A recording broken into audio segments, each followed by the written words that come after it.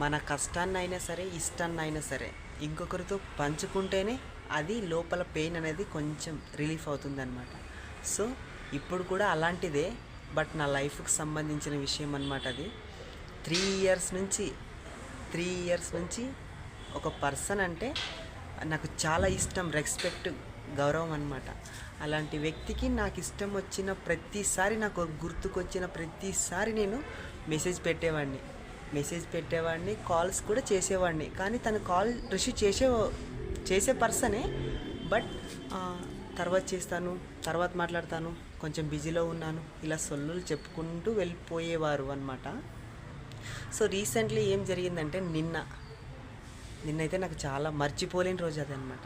ఎందుకంటే అసలు ఊహించలేదు అక్కడి నుంచి నాకు కాల్ వస్తుంది, నేను తనతో మాట్లాడతాను. తను మాట్లాడింది 2 నిమిషాలు, 1 నిమిషం అయినా సరే నాకు మనసుకి హ్యాపీ, ఫుల్ సంతోషం.